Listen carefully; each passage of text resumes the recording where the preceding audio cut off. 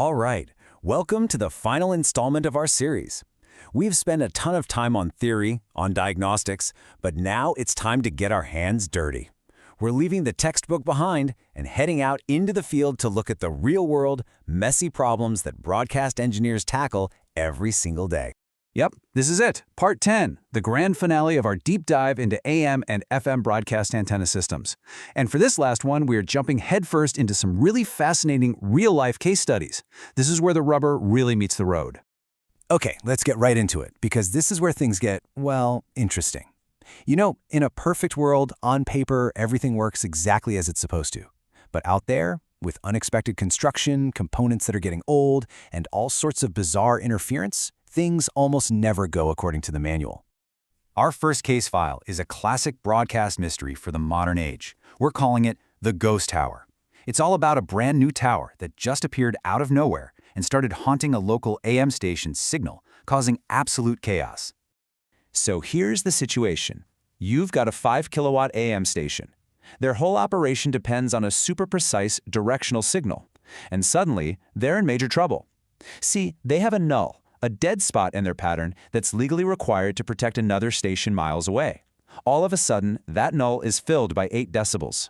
That's a huge deal. It's causing serious interference, and they're staring down the barrel of some major FCC violations. And the prime suspect? A brand new tower that just shot up right in their backyard.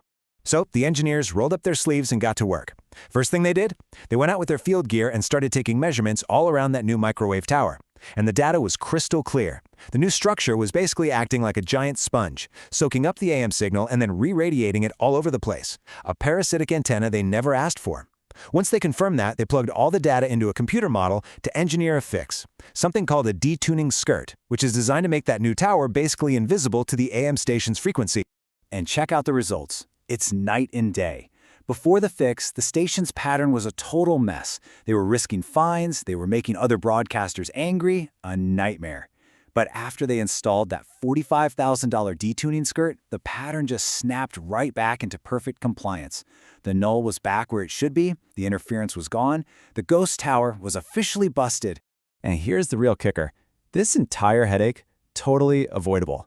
If the tower company and the AM station had just had a simple conversation before a single piece of steel went up, they could have built the detuning measures right into the tower's original design. It would have saved everybody a ton of time, a ton of money, and a whole lot of conflict. All right, let's move on to our next case. This one takes us inside a big apartment building where all the residents were just plagued by terrible reception. But, as you're about to see, the problem wasn't the giant antenna on the roof. It was something way more basic hiding in the walls. Just try to imagine this. You live in a 200-unit building, only 12 miles from the city's main transmitters, with the perfect line of sight, and your TV and radio signal are just garbage. That's what was happening here. It was a total lottery. Some apartments were okay, but for others, the signal was unwatchable.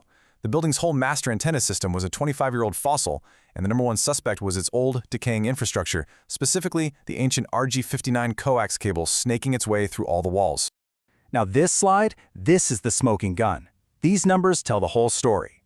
For every 100 feet of that old RG59 cable, it was losing 5.4 decibels of signal.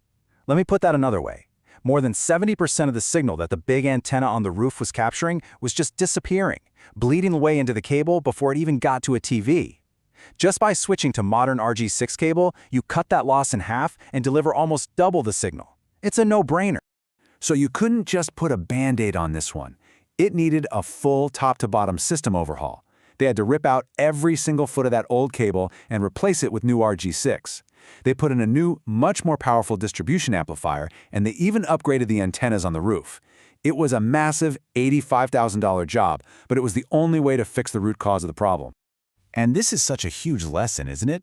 You can't just fix one part and hope the whole system gets better. If they had only replaced the amplifier, that stronger signal would have just died in the bad cables. It's a perfect example of why you have to look at how every single piece of the puzzle works together.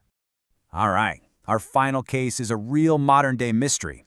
It's about a homeowner who did everything by the book to fix their TV reception. I mean, new antenna, new cable, the works. But the problem was like a ghost that just kept coming back. Oh man, you can just feel the frustration here, can't you? The TV signal would just start pixelating and freezing up, but with no rhyme or reason. The homeowner had already spent good money on a new antenna, on premium cable. The technician's signal meter showed the levels were perfect. All the usual fixes did absolutely nothing, which meant the problem had to be something weirder. The big breakthrough came from just paying attention. The tech noticed the problem was happening mostly in the evenings and on weekends, when the family was home and using stuff. That led to a brand new theory. Maybe it's not a signal problem, maybe it's an interference problem. So they started the slow, methodical process of unplugging every single thing near the TV.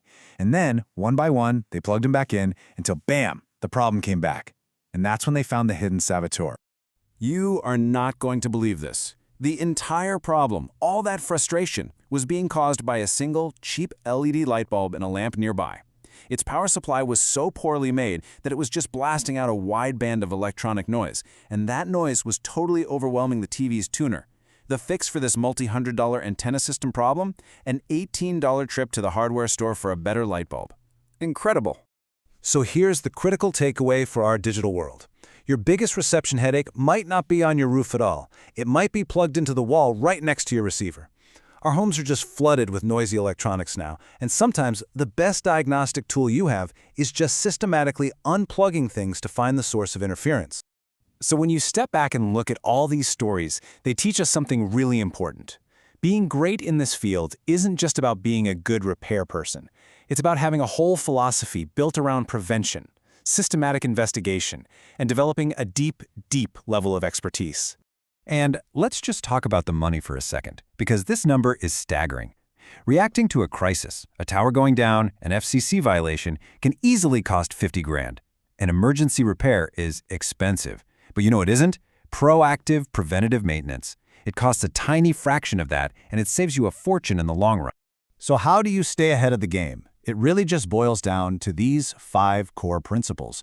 1. Invest in quality parts from the start. 2. Document everything. Keep detailed records. 3. Test your systems systematically to catch problems before they blow up. 4. Never stop learning and developing your own expertise. And 5. Conduct regular full system audits. That's the blueprint for success. In the end, it doesn't matter if it's a 1,000-foot broadcast tower or just a simple antenna on your house. The system is only as strong as its weakest link.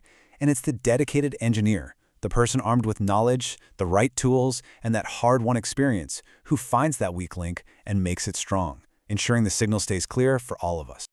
And that brings us to the end of our series. We really hope these real-world stories have given you a whole new appreciation for the complex, fascinating systems that bring us the signals we all rely on every day. Thank you so much for joining us on this journey.